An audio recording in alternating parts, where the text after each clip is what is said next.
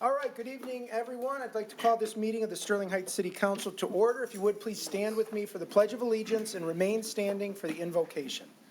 I pledge allegiance to the flag of the United States of America and to the republic for which it stands, one nation, under God, indivisible, with liberty and justice for all. Dear God, please bless our elected officials, grant them courage and wisdom to do what is right for all citizens. Amen. Amen. Thank you, Ms. May. Can we please have the roll call? Mayor Taylor? Here.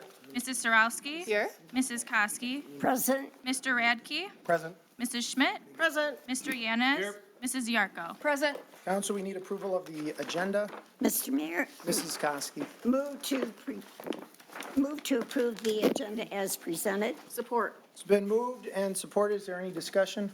No discussion. All in favor, say aye. Aye. Opposed? Motion carries. First item on our agenda tonight is a report from our city manager, Mark Vanderpool. Mr. Vanderpool. Mayor, thank you. I have a couple of reminders of important events coming up for the council and the audience members. First, obviously, the best part of summer is Thursdays in Devon's Park, and that is starting this week, so you can all look forward to that.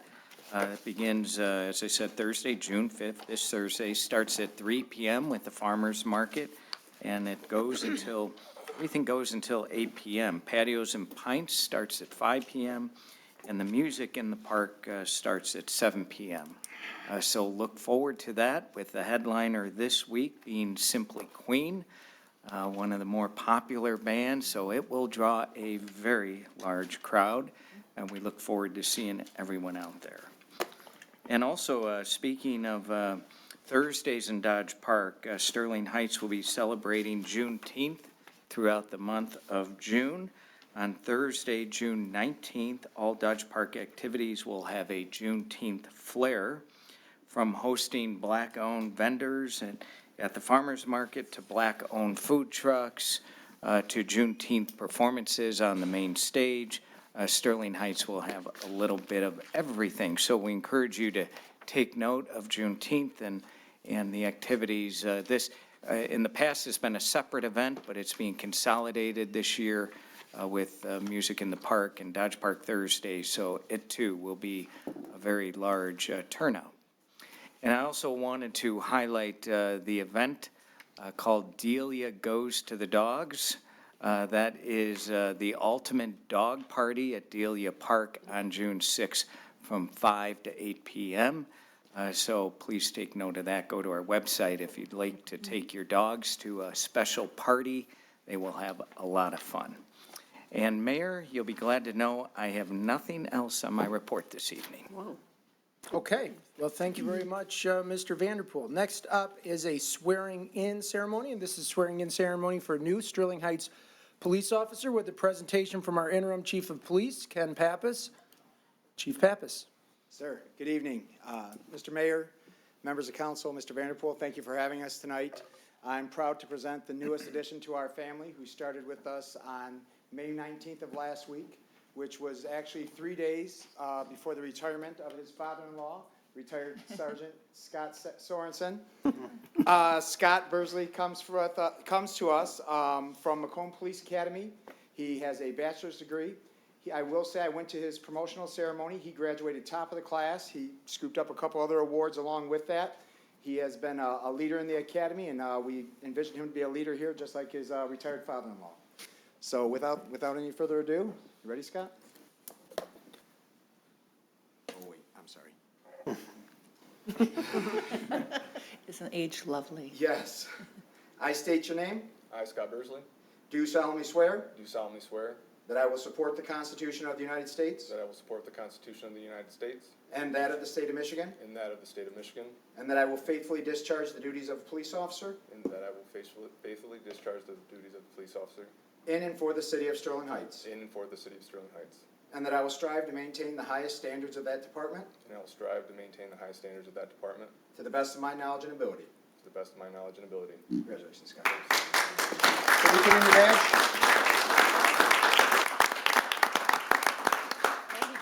I believe this is Scott's old badge he's pinning on him. Oh. Nice job. And I failed to mention that Scott has a beautiful baby just recently in the last month. Yes. Scott, our new hire, not so much. Yeah. Scott. Sorry, we start over.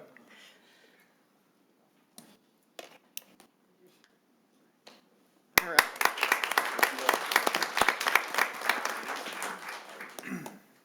Just real quick, I just want to thank you all for this opportunity. I know Sterling Heights has a very high standard, especially for law enforcement, and I have heard only good things, and so I look forward to growing with the community, and I just want to thank law enforcement and then my family as well for this, again, for this opportunity. Thank you. Thank you. Scott is also a resident of the city. Awesome. Oh, very good. Wonderful. Good choices. All right, council, anything else, chief? No, I was going to invite you to say some words if you would like, sir. You got it, all right. Anyone like to start, Mayor Pro Tem Sarowski? Thank you. You know, I always like to make comments on anyone who's in law enforcement, especially when we swear new officers.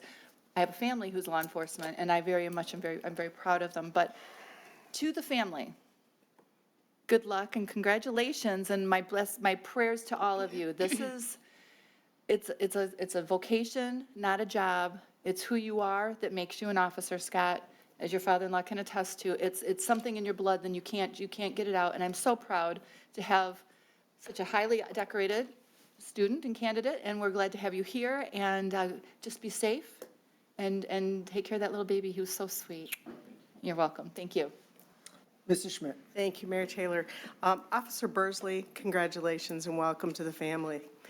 Chief Pappas said it exactly. This is a family. We may be just dysfunctional once in a while. However, we always have each other's backs. Know that the residents of this city have your back. They fully support you. They love our police department. They love our fire department, DPW, all of our employees. But there is a special place for our police officers and fire department. So just know that you have the support of the entire community. I ask you to be safe. And you couldn't ask for a better mentor, so, Officer Sorensen has done well for this city, and we expect nothing but that from you. So congratulations. Mr. Radke? Thank you, Mr. Mayor. I want to echo all my colleagues' welcome, and we're going to wish you the best of luck. Sterling Heights has a high standard. You came ready because he prepped you. I know he did. I see he's like, yep, I did.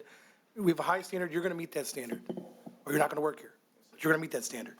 Because we take pride in our police, we take pride in our community, and our community will support you because of that. So we expect the best. You're going to do wonderful. Stay safe. And know if you need anything, we're here for you, okay? That's all I have, Mr. Mayor. Thank you, Mr. Radke. Mrs. Kosky? Thank you, Mary Taylor. Scott, congratulations. Thank you for choosing Sterling Heights. I will say you have a tremendous mentor there. I was at the honors program, and man, he just kept coming back and getting another citation. So follow what he tells you, and you will do great. And as it's been said, we are a family here. We support our police officers. We want to make sure that you are safe, that you have the equipment that you need so you can keep us safe. And congratulations on that new baby. And I hope he or she sleeps through the night. Again, welcome. All right, thank you, Mrs. Kosky. Mr. Yanis? Thank you, Mr. Mayor. I don't have a whole lot more to add. I think everybody said pretty much everything, other than this. Because your father-in-law worked here, I'm a former city employee. I can tell you this is you're held to a high standard, but this is a great place to work. City of Sterling Heights is a great employer, as I think your father-in-law can tell you.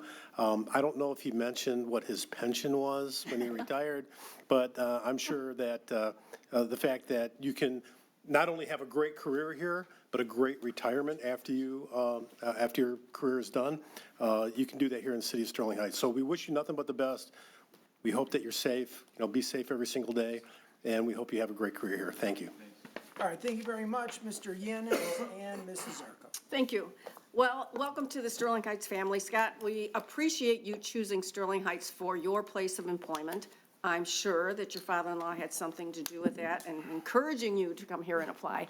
But the best advice I can give you, well, you had a great mentor, is to be true to yourself. And because your success is our success. And we'll be here for you when you need us. So I wish you nothing but luck and hope I want you to stay safe. That's the biggest thing. Because when you stay safe, then we keep us all safe. So, anyway, good luck. All right, Scott, they've said it all. Congratulations, good luck. You're joining an incredible police department, and it's up to you now to continue to maintain that standard. So we wouldn't be hiring you if we didn't think you were up to it. We know you are. So congratulations to you. Congratulations on your retirement too, Scott. And to your family, we will do everything we can to support you. And what I always say to the family members is they need your support too. They really do. You know that, growing up in a law enforcement family and being part of a law enforcement family, it's a tough job. And so we appreciate you being here and supporting him, taking care of our residents and our great community. So do we vote on, I forget, do we have anything to vote on? I don't think we do. So, No. all right, we're going to just say thank you, congratulations, God bless, Godspeed, stay safe, keep us safe, and one more big round of applause for him.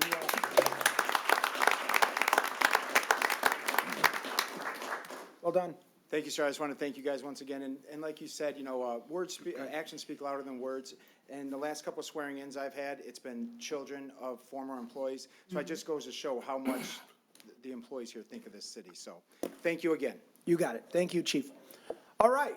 You guys can stay if you want, but you don't want to, so don't. You got to go back to work.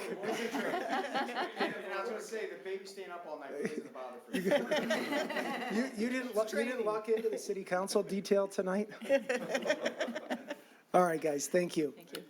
All right, next up, we have another presentation, and this is to acknowledge and accept annual donations by Christian Financial Credit Union, Stellantis, and AT&T in support of public Wi-Fi in Dodge Park and the 2025 Sterling Fest Art and Music Fair, and the cumulative amount of $51,000.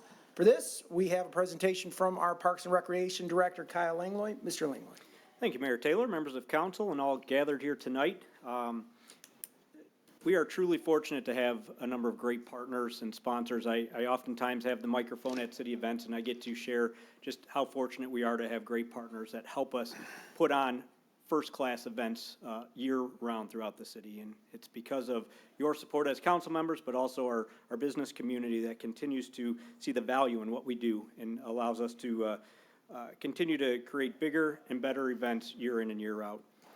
Happy to report that community partnerships remain strong in 2025, and I'm pleased to be here tonight on behalf of the Parks and Recreation and Community Relations Departments to acknowledge 3 organizations that continue to lead the way supporting the city's quality of life initiatives year in and year out. Now, as we all know, it takes a village to pull off great community events in the way that Sterling Heights achieves each and every year, especially in the wake of seeing our contemporaries shutting down their events seemingly on a daily basis. Certainly not surprising, an event like Sterling Fest is at the top for annual event expenses, but it's also at the top for sponsorships garnered, going a long way to keeping our city in the strongest financial position possible. One of the 3 partners that I would like to acknowledge this evening is Stellantis, who will once again be supporting the Midway for Sterling Fest 2025. Like the Midway being a key component of any good festival, Stellantis has been a key component in our community and supports our local economy greatly, not only by being located in the city, but also recognizing the importance of giving back to the people that support their business. Today, I would like to thank Stellantis for their sponsorship of $10,000. Our second partner to highlight this evening is AT&T, who will again be sponsoring the main stage, which will host some amazing local and national entertainers over the 3-day festival. As I stand here today after many years of Sterling Fest events, I can comfortably say that the AT&T main stage has become ingrained in my head, and it is due to their continued efforts of supporting one of the most visible aspects of the festival each year. I also want to highlight the fact that AT&T has not just provided funding, but has also supplied our festival with other necessary tools, including their FirstNet communication system for our police and fire departments to ensure seamless communication. Connecting people is what they do, and it remains fitting that AT&T plays such a role in supporting our city mission of connecting our residents and visitors at this event. In turn, I would like to thank AT&T for their sponsorship of $11,000 and would like to invite Lori Doty to the podium to share a few words on the importance of supporting the city's event. Thank you, Kyle. Good afternoon or evening, Mayor and Council. Good to see all of you again.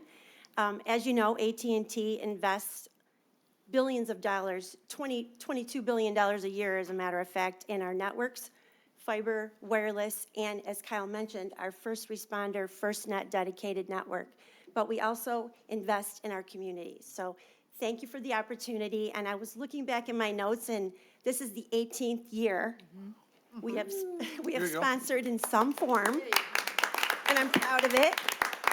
And I love the city, and I love Sterling Fest, and I really love the main stage. I really love the concert. So thank you very much for letting me speak, and thank you again. Thank you, Lori. Maybe that's why it's synonymous with Sterling Fest for me. I've been here 20 years, and 18 of them, AT&T has been a part of it, so it makes sense that it is ingrained in my head. Lastly, today, I'd like to take a few minutes to highlight a company that has set their headquarter roots in Sterling Heights and remains the longest-standing partner to the Parks and Recreation Department, and more recently, they've gotten involved in supporting the city as a whole. Christian Financial Credit Union started sponsoring Parks and Recreation events at minimal levels back in the day when we were just trying to stay alive. But it quickly became apparent that they wanted to be part of something bigger. And so that is when we both started dreaming up ways to make Sterling Heights even better than it was. I always tell our partners that if we can dream it, we can usually make it happen. And over the years, this partnership has proved just that. Christian Financial Credit Union has placed a premium on creating more value at events and our facilities for the benefit of our residents and visitors, many of whom are also members of their continuously growing institution. As you may recall, our first high-level sponsorship with Christian Financial came when we needed a partner to sustain a fireworks show in 2019 for the Sterling Fest after we hosted fireworks for the first time for the 50th birthday celebration. It did not take long for Christian Financial Credit Union to sign on to that, as it was certainly the next big thing for Sterling Heights. Fast forwarding a couple of years, I approached Christian Financial Credit Union with a proposal to partner on our esports arena, as I had earlier found out in the year that one of their target audiences was teens. And again, they jumped on board, providing funds in addition to the fireworks contribution for that year for the build-out of the arena and the community center. In 2024, I sat with the team from Christian Financial Credit Union at our annual partnership meeting, and we discussed taking fireworks to the next level, which was introduced as the first ever drone show at a community event in Sterling Heights. As everyone remembers, it was an amazing value add to our annual festival, as all eyes were looking up with cell phones recording as the drones dazzled in the sky. It was at that same meeting that we discussed the idea of wireless access in the park as an initiative the city was hoping to bring forward in the future. But I told them that I had some work to do before we could bring that across the finish line. In true fashion, this was not only exciting to the credit union and their marketing team, but something that they undoubtedly wanted to be a part of to make a difference in their community. And here we are today, as we celebrate the achievement of being 2 days away from having high-quality Wi-Fi in the city center complex, including Dodge Park, being available this Thursday, June 5th, as we kick off Dodge Park Thursdays. This secure network will be fast and has been built to support the high levels of visitors to our park weekly and during events. For many years, our vendors have struggled to do commerce, and connectivity was a challenge for our first responders and city employees as well. But those days will be behind us, and it is in no small part due to the shared vision and partnership between the city and Christian Financial Credit Union. And I believe we have a video to play that will share a little bit more about this wireless access in the park initiative. If SHTV can roll the tape, please. You know what? In 2025, everybody relies on their phones, internet capabilities, and a wireless access around their homes, their places of business, basically anywhere they go. And one of those areas that has been lagging forever is parks across not just Sterling Heights, but the state, the country, and really probably the entire world. As soon as you get to the park, you'll launch on your phone or your mobile device. There'll be a landing page that you go to, you put in some information about yourself, and then you get connected right to the Wi-Fi.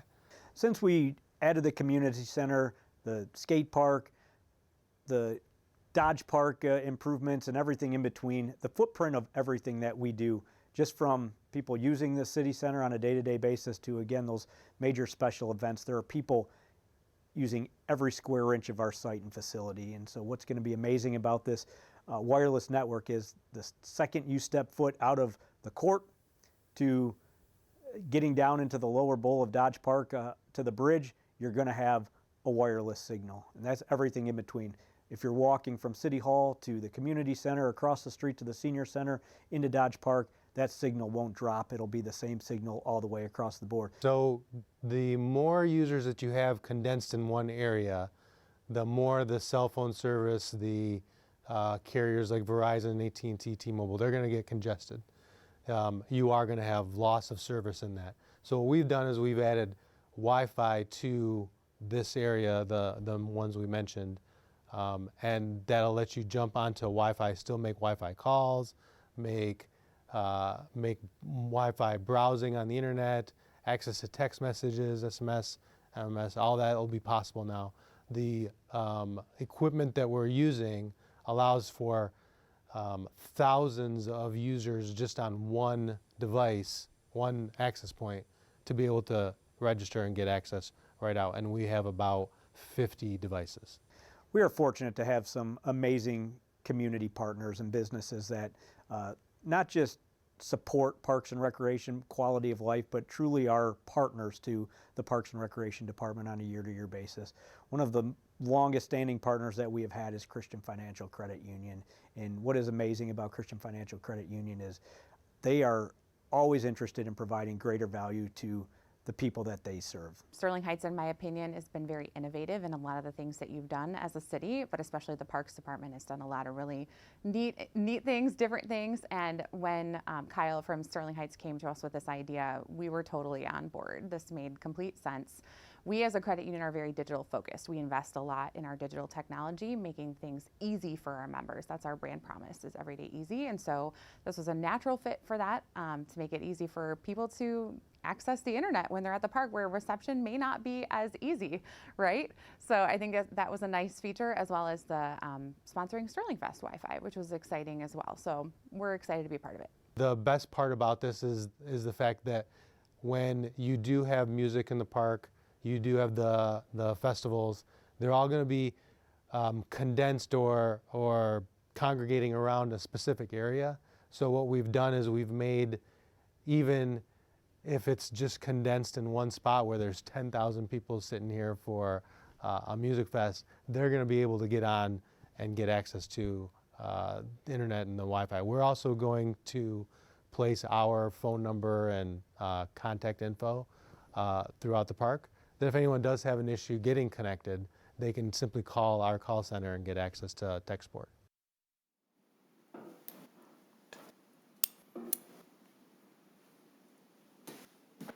All right. So it is truly exciting to have this opportunity to bring this new feature to not just Dodge Park, but the city center as a whole. And I am proud to be part of this initiative that we're bringing forth tonight.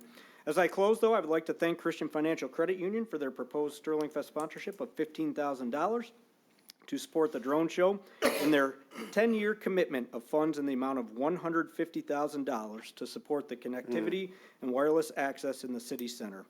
While I invite Christian Financial Credit Union's Chief Marketing and Growth Officer, star of the video, Rebecca Monroe, to the podium so she can say a few words, I also respectfully ask council to join us for photos with Lori Doty and the Christian Financial team after council takes action tonight. Thank you. All right, thank you, Mr. Langlois.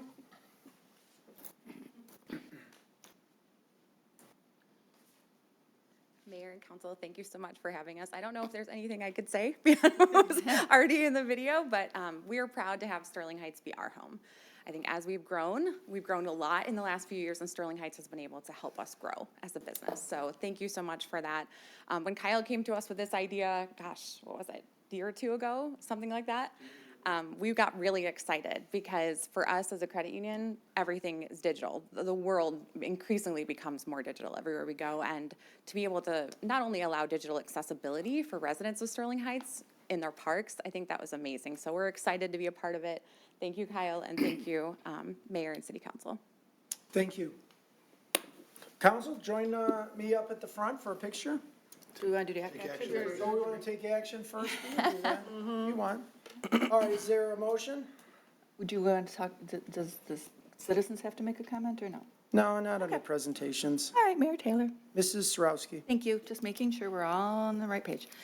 So resolve to acknowledge and accept annual donations by Christian Financial Credit Union in the amount of $10,000 in support of public Wi-Fi in Dodge Park, and again, Christian Financial Union and Credit Union, excuse me, in the amount of $20,000, AT&T in the amount of $11,000, and Stellantis in the amount of $10,000 in support of the 2025 Sterling Fest Art and Music Fair. Support. It's been moved and supported. Any discussion, Mrs. Sarowski? Just very, very briefly, I just wanted to thank both Lori and Rebecca for being here. I am very grateful, as I know the rest of council and the citizens of Sterling Heights, for not only your financial contribution to our community, but also for supporting our vision and helping to support our vision to provide a great and, to the best of our ability, wonderful community for our residents to live in. And that's all I have. All right, thank you, Mrs. Sarowski. Council, anyone else? Mrs. Zarko. Thank you, Mayor Taylor. First of all, thank you to all of our donors, but especially, well, Christian Financial, it was very innovative in what they created at 15 in Van Dyke with, the walking path there and the apple orchard. So it was really different, and you continue to bring new things to the city and make us better for it. Lori, I have to tell you, is a great champion for AT&T. And recently I had a problem and it was resolved within hours.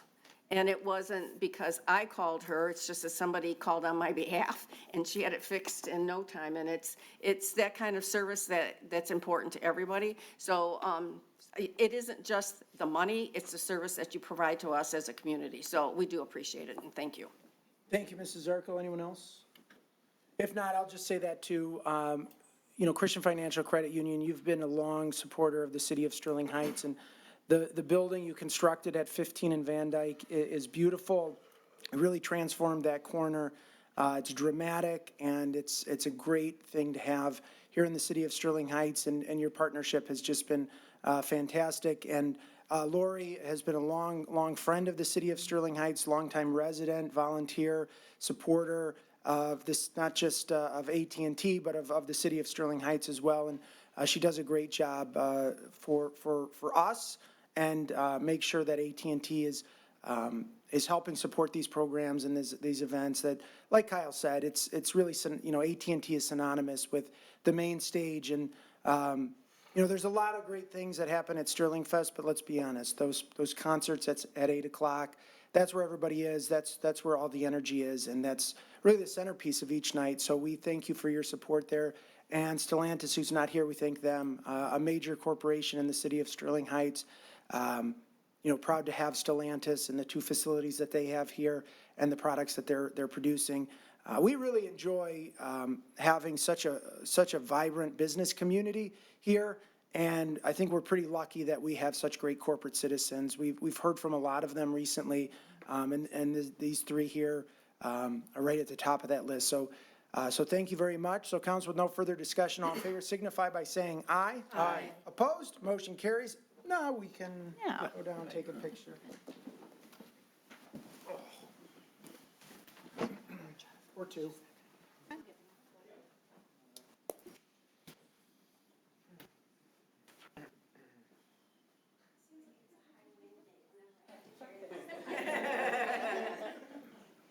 We're going to do one at a time? Yeah, we're in the middle. I almost started crying when I was talking to you. Which side? I don't care what side you want. This is. Is that the better side? Pick a side. Pick a side, any side, Lori. Deanna, you're perfect.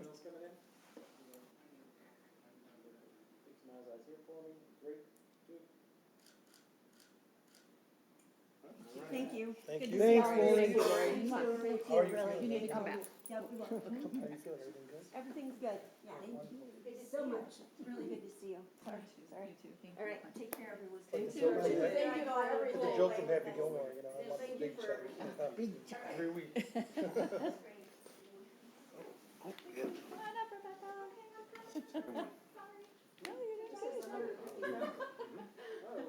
Yes, a total of 150,000 over the 10 years. I'm sorry, do you want me to? Right here. Sorry, Michael, don't want to step on you. Okay. Yeah.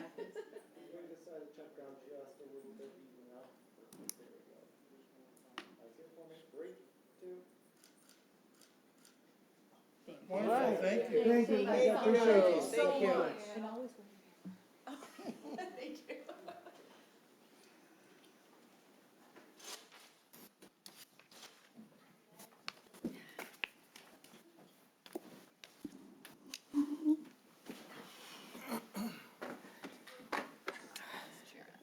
All right, thank you again to our sponsors, and looking forward to another Sterling Fest right around the corner.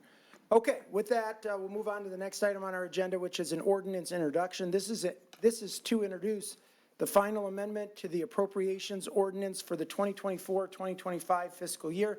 We do have a presentation from our Assistant Finance and Budget Director, Nick Mackey. Mr. Mackey. Thank you, Mr. Mayor. Good evening, Mr. Vanderpool, Mr. Koszewski, Mr. Mayor, and members of council. I'm very pleased to be here this evening to introduce the final amendment to the appropriations ordinance for the fiscal year 2024-2025. Toward the end of the fiscal year, the Budget Office prepares the final amendment to the appropriations ordinance to estimate how we expect to finish the fiscal year, which ends on June 30th. With that, I'll jump right in. General fund revenues are projected to come in $5.8 million, or 4.5% higher than originally budgeted, and this is primarily due to the Tier 3 property tax reimbursement received in May that is not included in the operating budget. As in prior years, we're proposing to use these funds for one-time expenditures, specifically reserving them for future renovations to Fire Station 5. Investment income continues to be higher than anticipated due to a delay in the expected reduction of interest rates by the Fed. Transport fees increased by $400,000 over budget, and grant revenue was greater than anticipated by $145,000. Reductions in general fund revenue is related to less permit and ticket revenue being received than expected, and cable TV revenue, which continues to decline. General fund expenditures are 3.4% greater than budgeted, primarily due to the $4 million transfer to the Facilities Improvement Fund for future renovations at Fire Station 5, as previously mentioned. Health insurance claims were $700,000 more than expected this year, and excluding the increase in health insurance claims just noted, nearly every department came in under budget, with the exception of the fire department, which was over budget by $1.2 million this year. $700,000 of this increase was related to the January 1 contractual adjustments not included in the original budget, and the balance is related to increased overtime due to position vacancies and turnover. The bottom line is that for the current fiscal year, we will be able to add $200,000 to general fund balance, which is significantly better than the $1.2 million use we had previously anticipated at the first amendment. General fund balance will remain strong at 30% of expenditures. And now some updates on the other funds. The budgets for other funds increased by $5.8 million. The increases in major and local roads relates to additional expenditures for construction projects, some of which include the local road reconstruction program, sectional repairs, Hayes Bridge rehabilitation, and road resurfacing projects on 18 Mile and on Plumbrook, all of which were previously approved by council. The capital projects fund budget increased due to advanced spending on on engineering and design costs for projects approved as part of the voter-approved Pathways to Play and Preservation millage. The LDFA increase is related to the replacement of the HVAC system at Velocity, which was approved by the LDFA board. And increases in the federal forfeiture budget are due to the garage expansion project at the senior center, which is going to be used to house the new emergency response vehicle. So to summarize, this final budget amendment highlights the city's continued strong financial position. We're once again adding to fund balance. We continue to have low taxes, low water rates, low debt funded by dedicated revenue sources, and all of this is reflected by our excellent AA bond rating. Mr. Mayor, this is the first reading of this ordinance, which is scheduled for adoption at the June 17th City Council meeting. All right, thank you very much, Mr. Mackey. Is there anyone in the audience who'd like to speak on this item? Not council, you need a motion? Mayor Taylor? Mrs. Zarko. Resolved to introduce the final amendment to the appropriations ordinance for the 2024-25 fiscal year.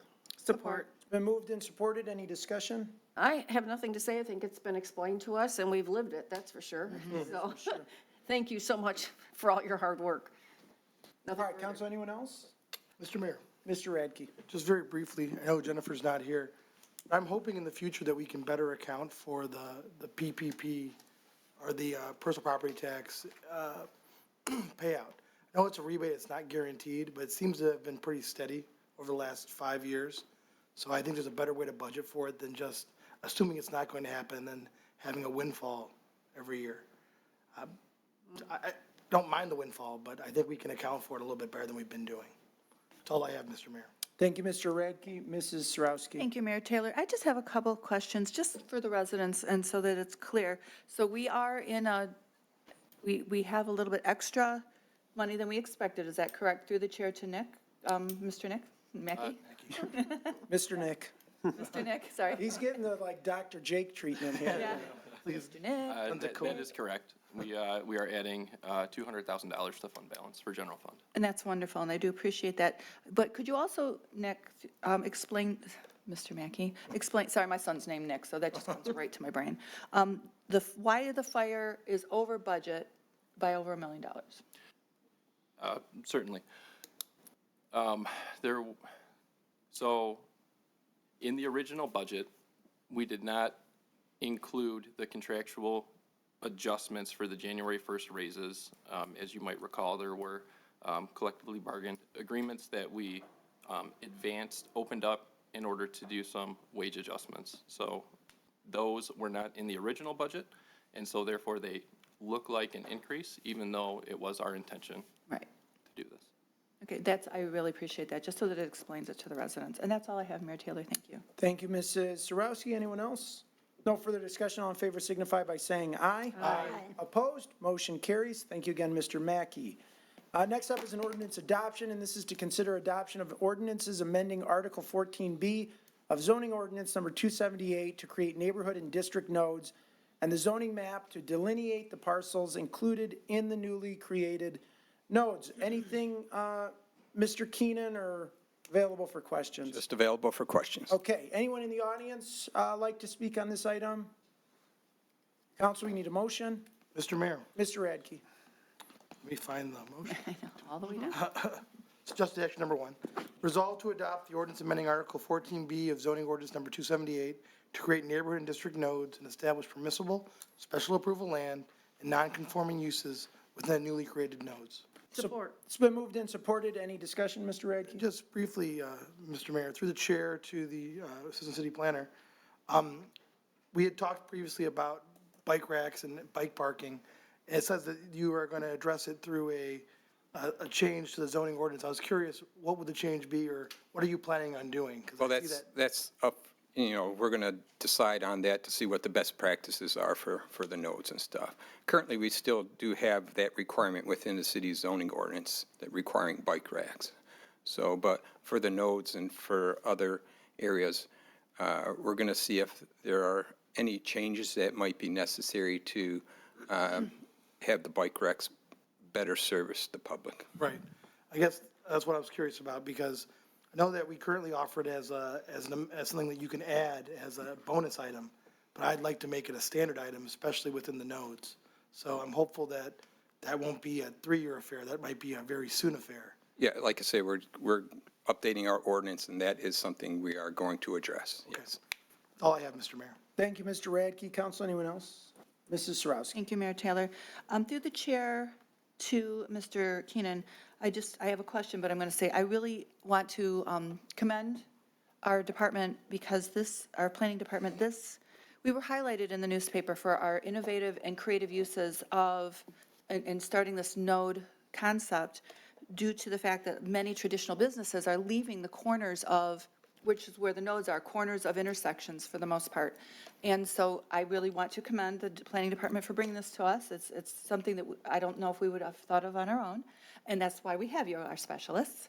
But I just want to thank you for doing that, and this is a thank you to the department. So I appreciate all that you've done. As a resident of Sterling, of course, I'm a resident, but I hate to see empty buildings. Nobody wants to see it.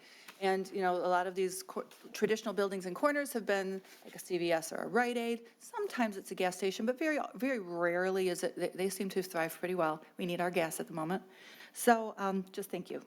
And that's all I have, Mayor. All right, thank you, Mrs. Sarowski. Anyone else? No further discussion. All in favor signify by saying aye. Aye. Opposed? Motion carries. Thank you, Mr. Keenan. We do have a second item, though, before we go to the consent agenda. Mr. Radke. Resolved to adopt the ordinance amending the zoning map of zoning ordinance number 278 to delineate the parcels of property including the newly created neighborhood and district nodes. Support. It's been moved and supported. Any discussion? Council with no discussion, all in favor signify by saying aye. Aye. Opposed? Motion carries. Now, thank you, Mr. Keenan. We will move on to the next item, which is the consent agenda. Is there anyone here who'd like to speak on any item on tonight's consent agenda? Mrs. Koski. Thank you, Mr. Mayor. Move to approve the consent agenda as presented. Support.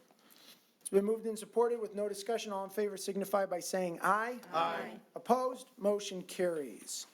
Okay, move on to the next, which is to consider a nomination to the City of Sterling Heights Planning Commission. This is a nomination. This was postponed from the last meeting. I'll tell you, this year I had probably more interest in a planning commission seat than I can ever remember. And planning commission is a very important seat. Of course, all of our boards and commissions are very important. Planning commission is one that makes some really important decisions that impact our land use throughout the city. I want to thank everybody who showed interest in being appointed to the planning commission. But it's my desire to nominate Fiorella Lesai to the Planning Commission. There were a number of applicants who met with our planning department. Ms. Lesai's background is in architecture. She's a young professional, knowledgeable in her field. She has a design background. And I'll tell you quickly, it wasn't recently. Back in 2019, I had the opportunity to participate in something called the Mayor's Institute on City Design. And it's a process where we get together 8 mayors and 8 design experts, and we are together for a weekend. We have for my cohort, we were in Richmond, Virginia. And so from Friday afternoon until Sunday evening, we spent pretty much every waking moment together, the 8 mayors and the 8 design experts. And it's like a crash course in design. And so each one of us would pitch a project, and then we had like about 3 hours each, and we'd pitch our project, and then the other mayors but more specifically the design experts would give feedback on it, give their thoughts, and it was a really exciting kind of unique opportunity. And when I left there, I really took away from it a new appreciation of design. That everything you touch, whether it's at a store, your house, somebody designed it or somebody failed to design it. And you can really tell the places that have a thoughtful design versus those that don't. So I've really thought about that a lot over the last 6 years. And I think it's important to have somebody with a design experience, expertise, and background on our planning commission. So again, I thank everybody who did ask to be appointed. But this is who I've chosen. So council, is there anyone who'd like to make that nomination? Mayor Taylor. Mrs. Sarowski. Resolved to nominate Fiorella Lesai for consideration as an appointee to the Planning Commission at the June 17th, 2025 regular city council meeting. Support. It's been moved and supported. Any discussion? I think it's a very wise appointment. Oh, thank you, Mrs. Sarowski. It was a very wise motion as well. Council, anyone else? No further discussion. All in favor, say aye. Aye. Opposed? Motion carries. Thank you, council. Okay, I think then we will move on to the next item. Is that right? Let me pull this up. So the next item is to consider appointments to City of Sterling Heights boards and commissions. Is there anyone who'd like to speak on this item? If not, we have a number of these tonight. Almost 3 pages worth, so bear with us. We'll start with the Planning Commission, this is a mayoral appointment. Of course, this is the second step in a two-step process. The two members seeking reappointment.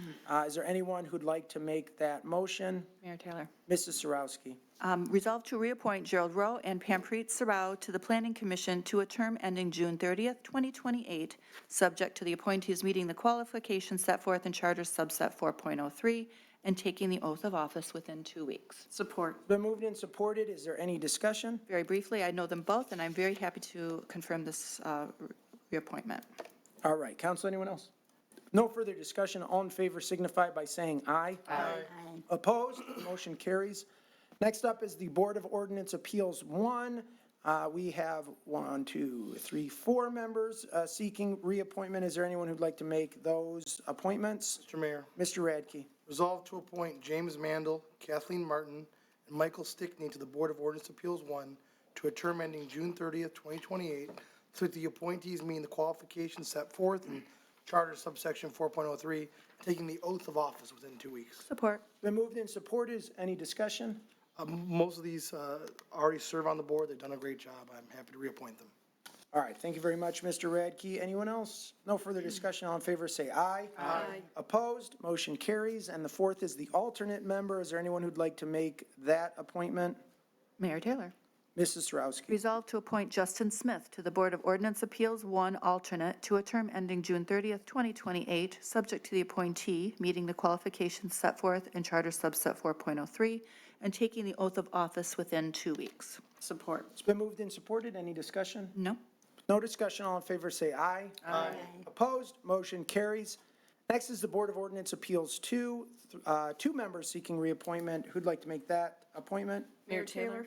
Mrs., I'm not sure who, Mrs. Schmidt? Resolve to appoint Ben Ancona and Michael Bargowski to the Board of Ordinance Appeals 2 to a term ending June 30th, 2027, subject to the appointee meeting the qualifications set forth in Charter 4.03 and taking the oath of office within 2 weeks. Support. It's been moved and supported. Any discussion? No discussion. All in favor signify by saying aye. Aye. Opposed? Motion carries. Next up is the Board of Review. We have 2 members of the Board of Review seeking reappointment and 1 open seat. Is there anyone who'd like to make a appointment to the Board of Review? Mr. Mayor, Mr. Radke. resolve to appoint Kimberly Legarski and Allison Magny to the Board of Review, 2 terms ending June 30th, 2028, so that the appointees meeting the qualifications set forth in Charter subsection 4.03, taking the oath of office within 2 weeks. Support. It's been moved and supported. Is there any discussion? They already serve on the board, Mr. Mayor, and they're doing a great job. All right, council, anyone else? With no further discussion, all in favor say aye. Aye. Opposed? Motion carries. There is 1 open seat to a council, this is a council appointment to a term ending in June 30th, 2027. Is there anyone who'd like to make that appointment? Mayor Taylor. Mrs. Sarowski. Resolve to appoint Joseph Bedford to the Board of Review to a term ending June 30th, 2027, and subject to the appointee meeting the qualifications set forth in Charter subset 4.03 and taking the oath of office within 2 weeks. Support. It's been moved and supported. Any discussion? No, thank you. Council, no further discussion. All in favor say aye. Aye. Opposed? Motion carries. Next up is the General Employees Retirement System Board. This is a city council appointment. Is there anyone that would like to make that appointment? Mayor Taylor. Mrs. Zarko, I think she beat you. Resolve to appoint John Lamarato to the Pension Board, General Employees, to a term ending June 30th, 2028, subject to the appointee meeting the qualifications set forth in Charter 4.03 and taking the oath of office within 2 weeks. Support. It's been moved and supported. Any discussion? Just a little. I've known Mr. Lamarato long before he was even on the pension board. He's been state recognized for his finance skills, so I think we're fortunate to have him serve on our pension board. Nothing further. I agree. Council, anyone else? Mr. Radke. I coached baseball with John, and I think he's an excellent choice. Good. Well, that kind of experience is helpful here. Right. Balls and strikes. I think this is the dad, not the son. I think this is the dad, I not the coached the son. son. I coached Oh, with you the coached the dad. son, got it. Yeah. All right, council, anyone else? No further discussion. All in favor, say aye. Aye. Opposed? Motion carries. Next up is the Zoning Board of Appeals. 3 members. Council, is there anyone who'd like to make this appointment? Mr. Mayor, Mr. Radke. resolve to appoint John Fenn, David Grafe, and Stephanie Jackson to Zoning Board of Appeals to terms ending June 30th, 2028, of the appointees meeting the qualifications set forth in Charter subsection 4.03, taking the oath of office within 2 weeks. Support. It's been moved and supported. Is there any discussion? Just briefly, all three currently serve on the ZBA. They're all veterans of it. They've done a great job, and they come highly recommended. And I'm always happy that they care so much about the city to work on that board. All right, thank you, Mr. Radke. Council, anyone else? No further discussion. All in favor, say aye. Aye. Opposed? Motion carries. All right, that is it for the two-steppers. We're going to go to the one-step appointments now, and we'll start with the Corridor Improvement Authority. This is a mayoral appointment to a term ending June 30th, 2029. Member Michael DiAugustini is requesting reappointment, and I would ask that a council member make that appointment for me. Mayor Taylor? Mrs. Zarko. Resolve to appoint Michael DiAugustini to the Corridor Improvement Authority to a term ending June 30th, 2029, subject to the appointee meeting the qualifications set forth in Charter 4.03 and taking the oath of office within 2 weeks. Support. It's been moved and supported. Any discussion? Oh, good choice. Thank you. Council, with no further discussion, all in favor say aye. Aye. Opposed? Motion carries. Thank you, council. Next up is the Economic Development Corporation Brownfield Authority. There are two appointments to be made here. This is a mayoral appointment to terms ending June 30th, 2031. That's a long way. Yeah. Wow. Okay, Riley Maher is requesting reappointment, and Riley Maher is also a close family member of somebody who just came and appointed, or gave us a big check, so we thank Riley for his service. And council, for the open seat on the Economic Development Board, I would like to go with the recommendation of our Economic Development Advisor, Luke Bonner, and that is Rana Salem, or Raina Salem, sorry for mispronouncing your name. Council, so that would be my choice, so if somebody wants to make two appointments at once, or just break them up into two separate ones, whatever the council's pleasure is. Mayor Taylor. Mrs. Sarowski. I'm going to go with both. Resolve to appoint Riley Maher and Raina Salem to the Economic Development Corporation Brownfield Authority to a term ending June 30th, 2031, subject to the appointees meeting the qualifications set forth in Charter subset 4.03 and taking the oath of office within 2 weeks. Support. It's been moved and supported. Is there any discussion? Just very briefly, I hope I'm alive long enough to see the end of their term. Other than that, good to go. They're great. Absolutely. That is really signing up for service. So thank you, council. With no further discussion, all in favor say aye. Aye. Opposed? Motion carries. Okay, next up is the Ethnic Community Committee. This is also a mayoral appointment. There are 4 members seeking reappointment, all to terms ending June 30th, 2028. Mayor Taylor, you missed one. Elected officials compensation. Oh, you're right, I did. Okay, we'll go back to the Elected Officials Compensation Commission, also a mayoral appointment.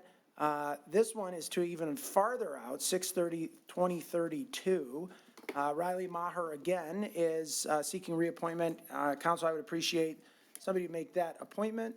Mayor Taylor. Mrs. Zarko. Resolve to appoint Riley Maher to the Elected Officials Compensation Commission to a term ending June 30th, 2032, subject to the appointee meeting the qualifications set forth in Charter 4.03 and taking the oath of office within 2 weeks. Support. It's been moved and supported. Any discussion?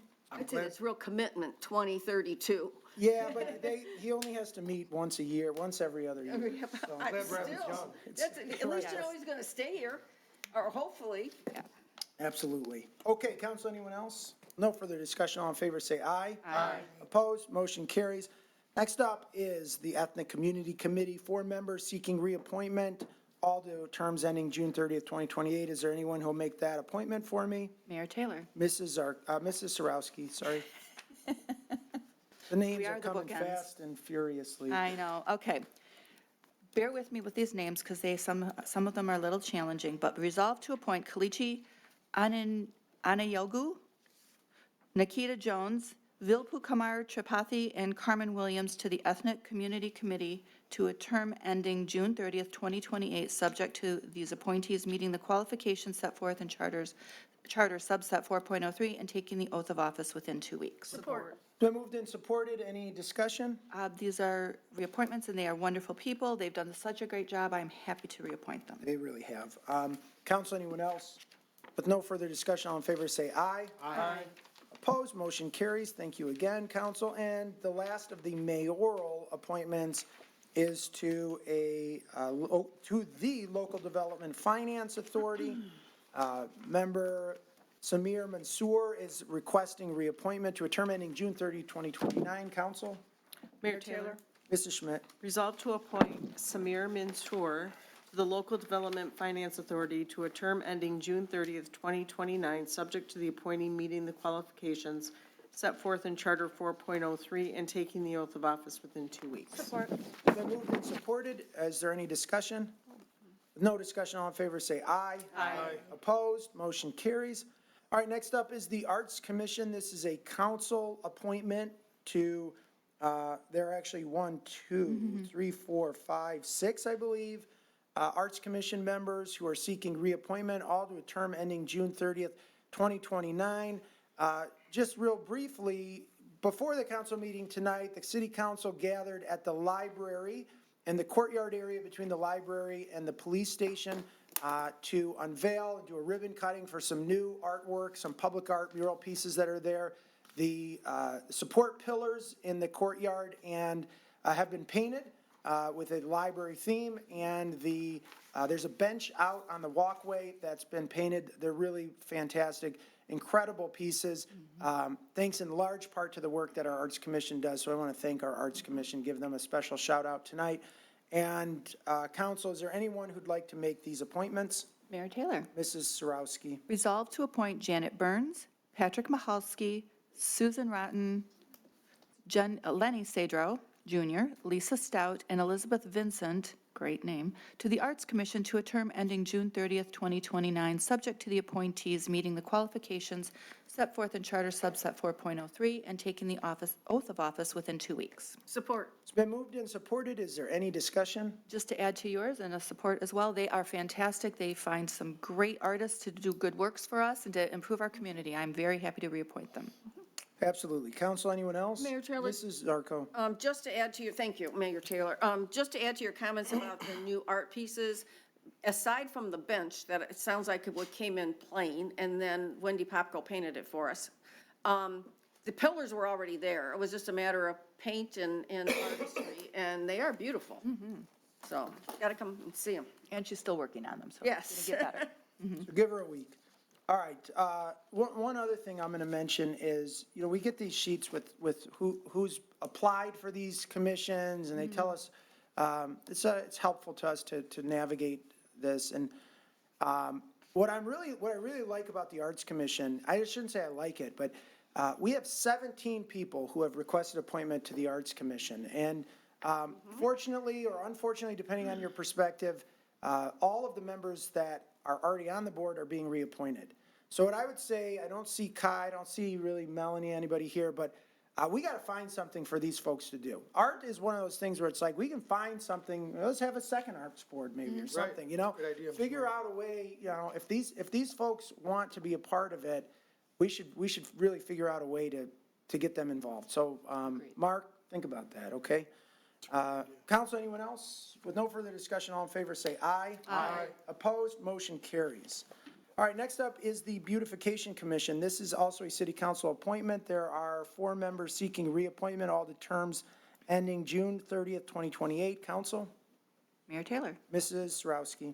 Resolved to appoint Manny Gonzalez, Nancy Kijak, Lisa Lane, and Linda Maida to the Beautification Commission to a term ending June 30th, 2028, subject to the appointees meeting the qualifications set forth in Charter subset 4.03 and taking the oath of office within 2 weeks. Support. It's been moved and supported. Is there any discussion? They also contribute very greatly to our community. I'm very happy to reappoint them. Absolutely. Council, anyone else? With no further discussion, all in favor say aye. Aye. Opposed, motion carries.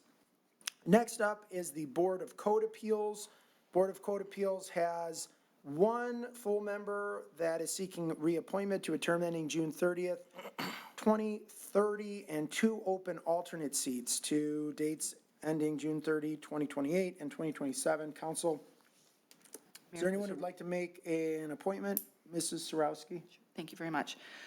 Number 1, resolve to appoint Thomas Zatkowski to the Board of Court Appeals to a term ending June 30th, 2030, subject to the appointee meeting the qualifications set forth in Charter subset 4.03 and taking the oath of office within 2 weeks. Support. It's been moved and supported. Any discussion? No discussion. All in favor, say aye. Aye. Opposed? Motion carries. The 2 open seats, these are to different terms, so you can take those one at a time. If anybody has an appointment to make, council?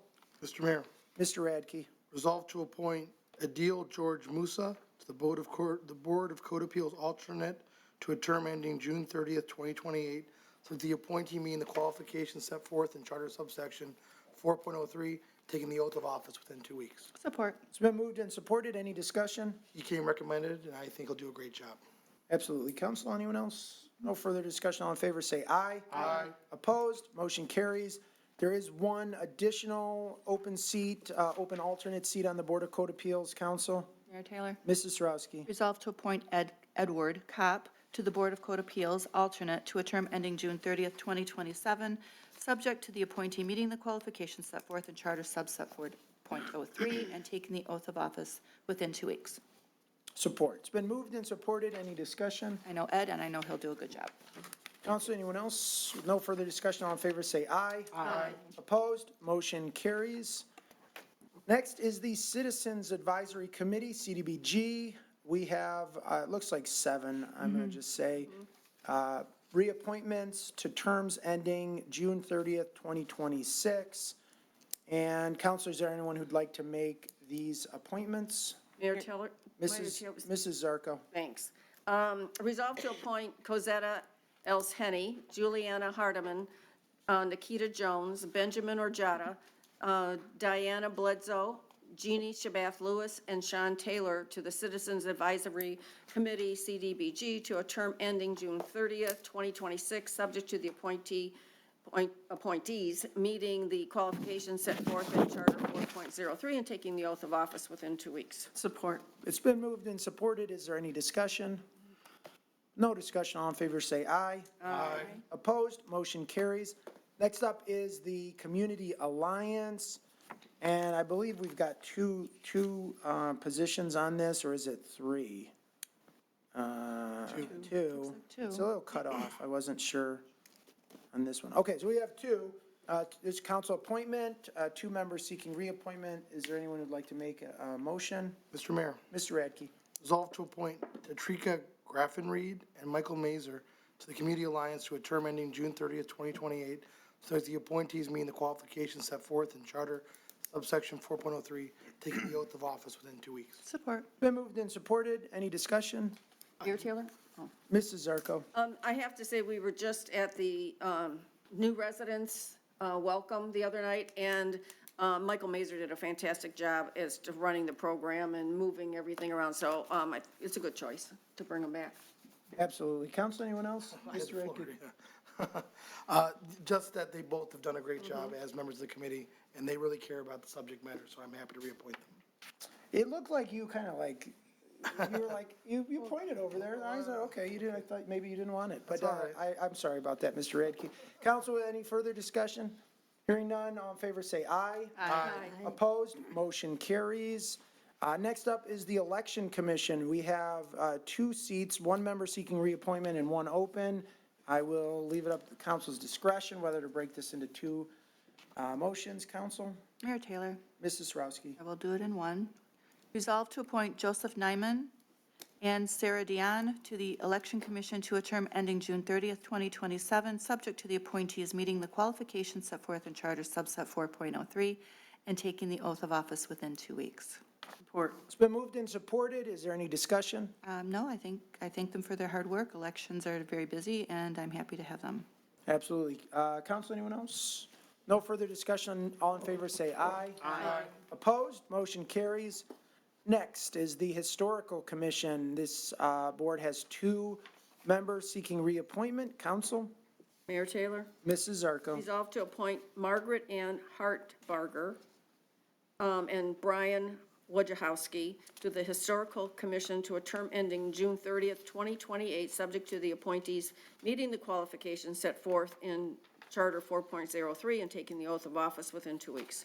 Support. It's been moved and supported. Is there any discussion? No discussion. All in favor signify by saying aye. Aye. Opposed? Motion carries.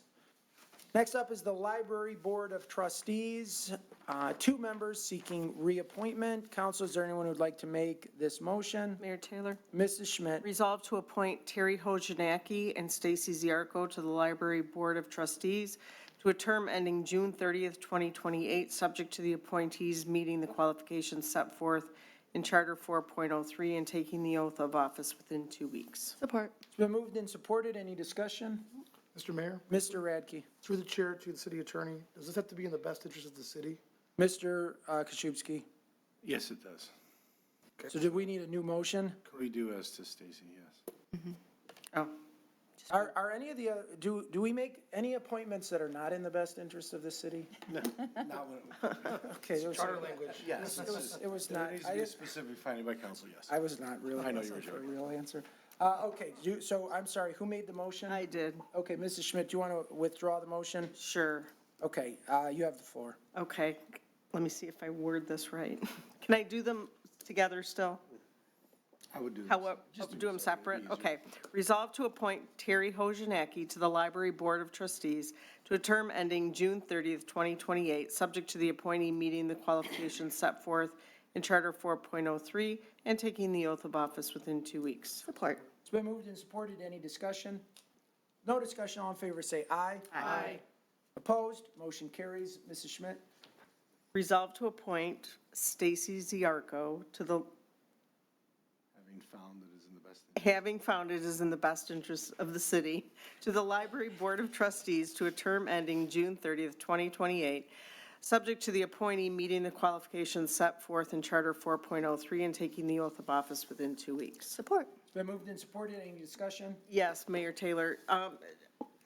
It's my understanding that Ms. Ziarko actually volunteered at the library while she was worked there. in grade school, high school, and has always been a very significant supporter of their programs and volunteering.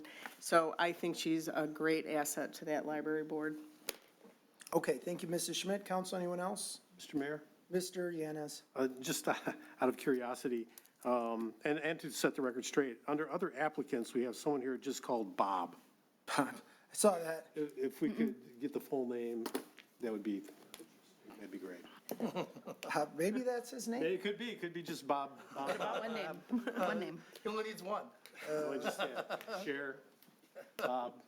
We got to find a spot for Bob somewhere. What about Bob? What about Bob? One of my favorite movies. All right, thank you, council. Anyone else? No further discussion. All in favor, say aye. Aye. Opposed? Motion carries.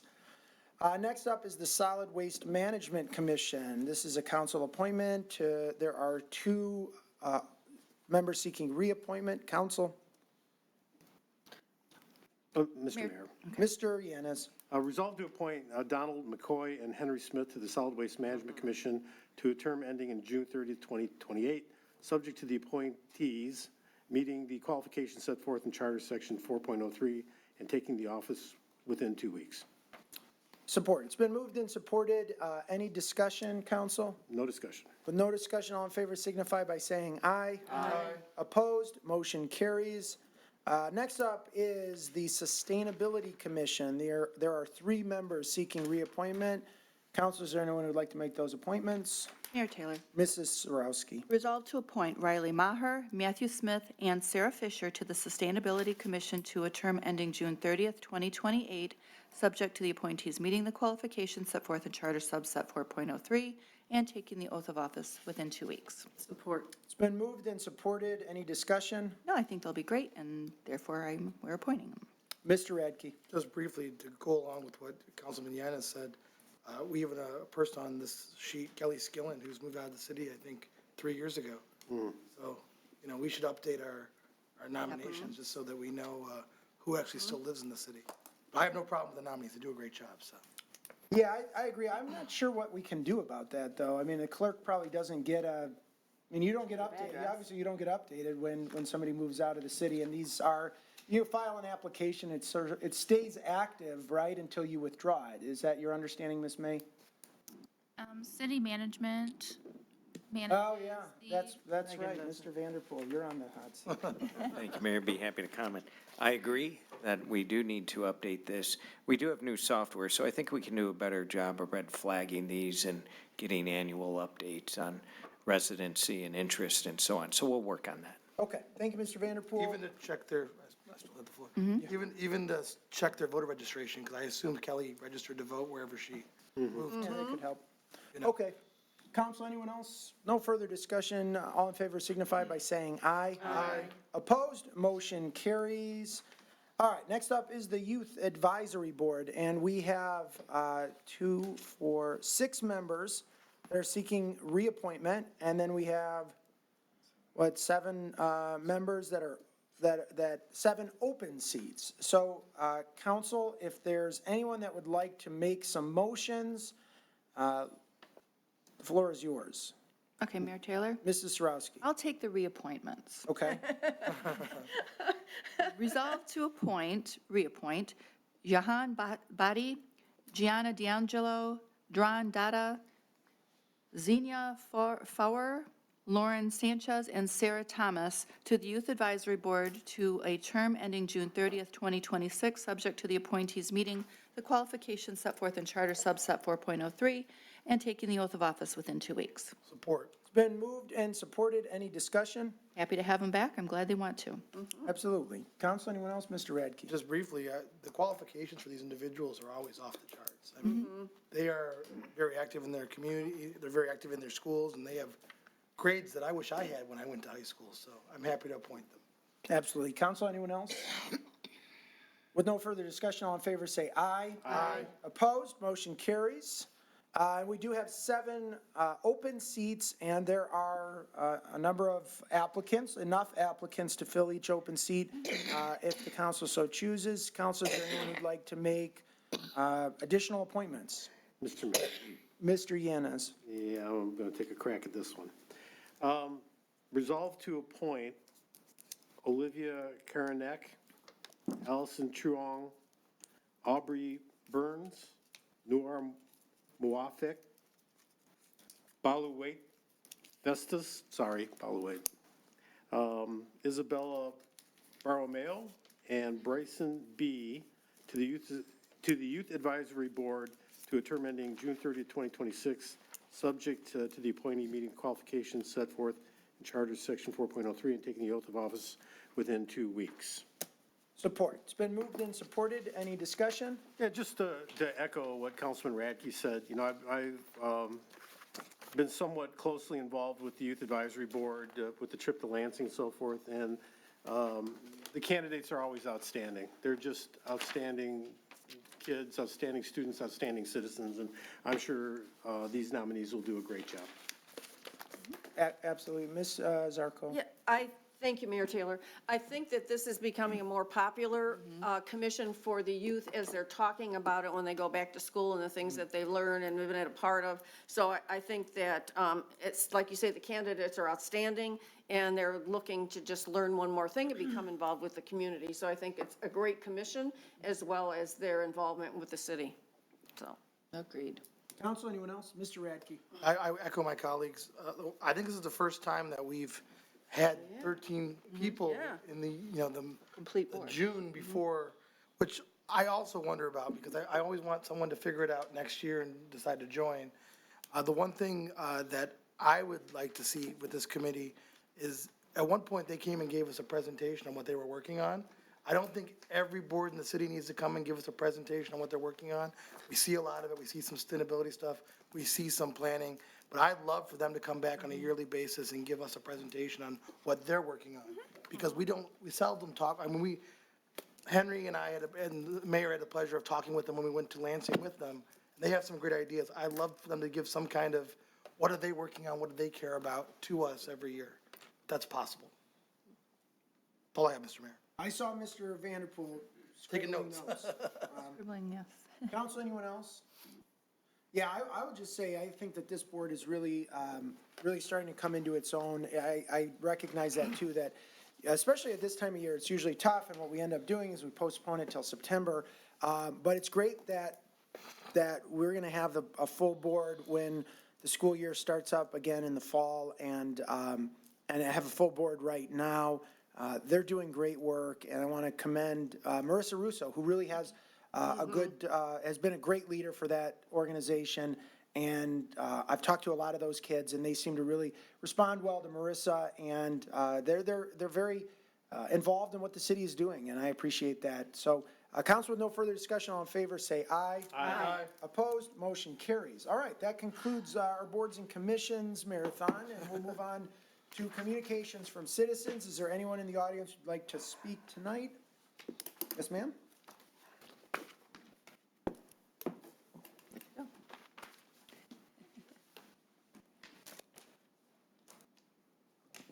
Good evening, Mayor Taylor, members of City Council, Mr. Vanderpool, and Mr. Koszubski. My name is Elizabeth Capolo. I'm a member of the Sterling Heights Drug-Free Coalition. I just wanted to take a moment this evening to highlight a program that we're partnering with the Sterling Heights Public Library on called the Bear Cub Book Club. We wanted to include the statue outside of the library, hence the name, the Bear Cub Book Club. The Bear Cub Book Club connects young readers ages 8 to 11, so roughly 3rd through 5th grade, with reading mentors in monthly group-based sessions where they get a chance to practice reading out loud. The goals of this program are to build self-esteem and to strengthen literacy skills. Those are both two powerful protective factors against youth substance misuse and other adverse behavioral outcomes.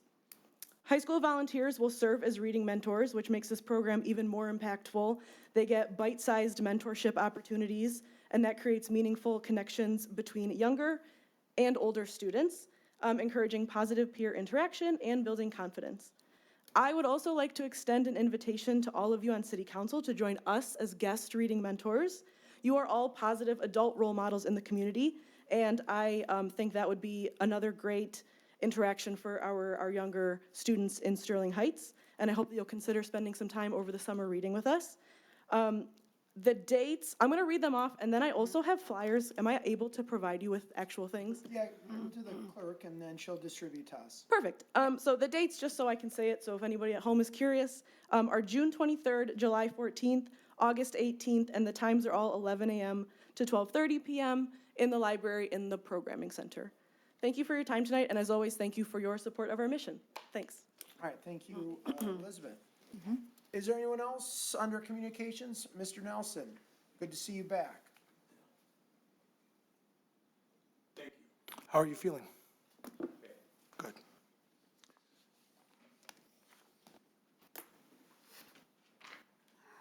All right, remember, I just complimented you, Ken.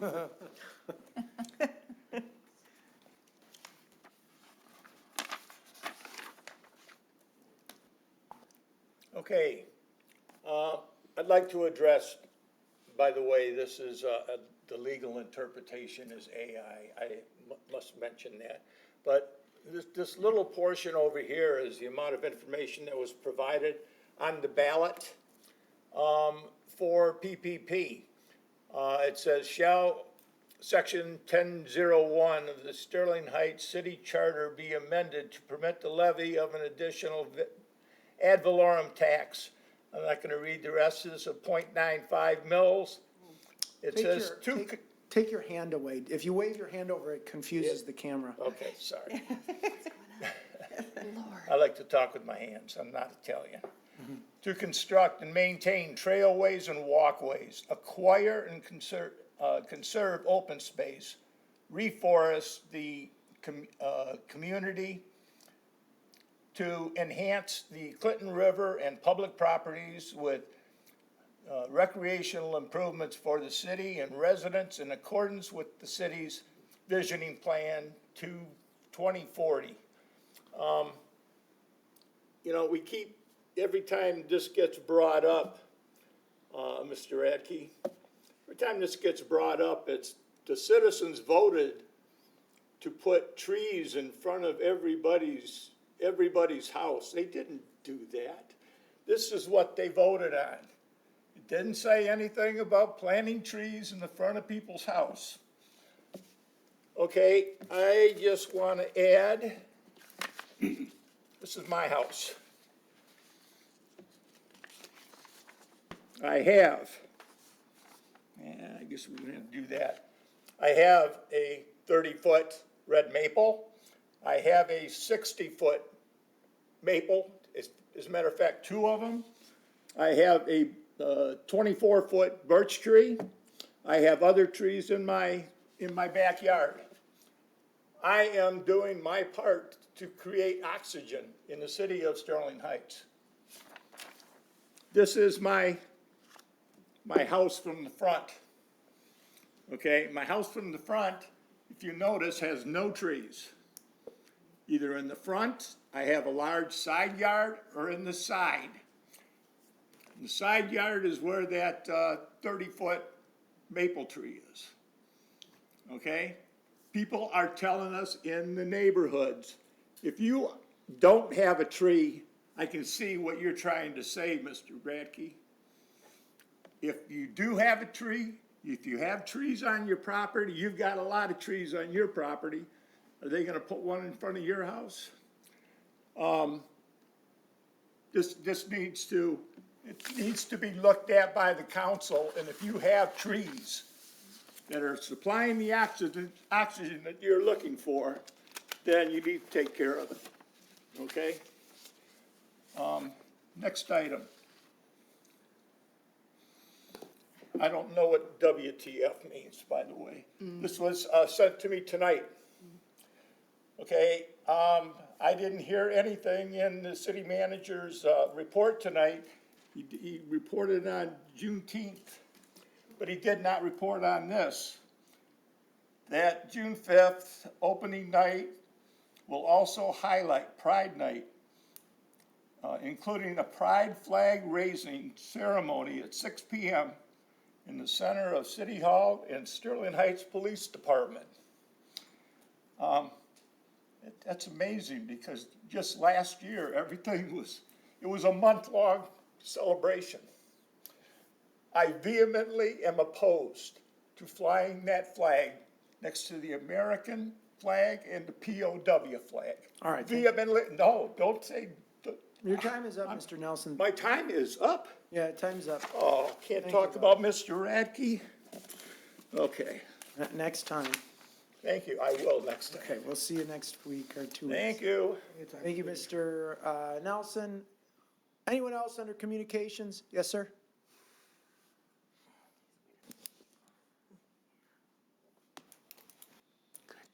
Hi, how you doing? My name's Steven Meitzler. I live over off of 15 in Dodge Park. My thing also is sort of with the trees that you guys are planting along the road. I appreciate that you guys redid the streets. But the tree being planted there, they put it right over where my main drain runs from the house out to the street. All that's gonna do is cause me problems down the road. Once some roots get down there, start getting inside the drain, it's gonna clog it up. Sooner or later, it's gonna cause it to collapse. I plan on being there for over the next 30 years. So, I mean, I don't understand, you know, the street I can understand, and I understand that that part out there is the city's responsibility. It's their property. I'm responsible for the upkeep.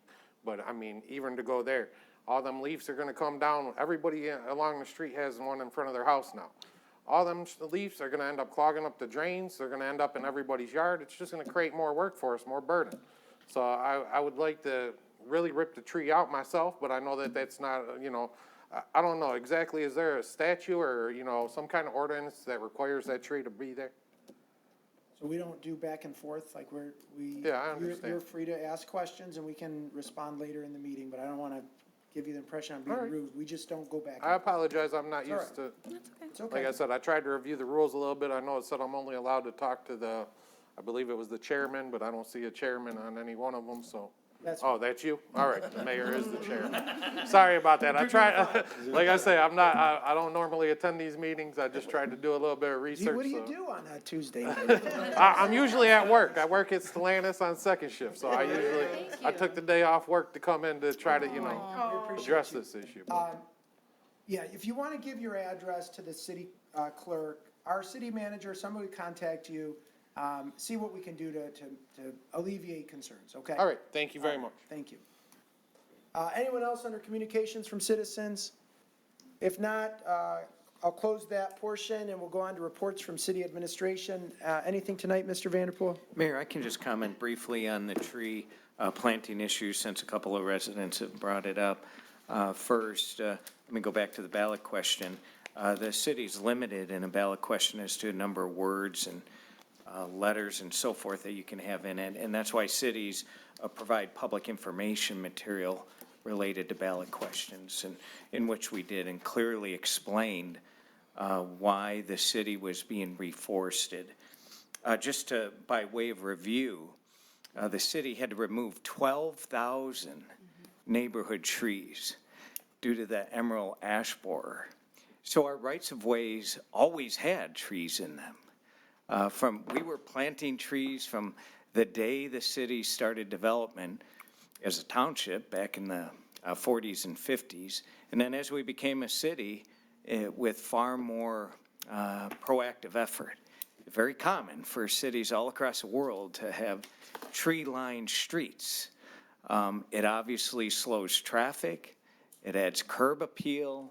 It's environmentally friendly. It's sustainable.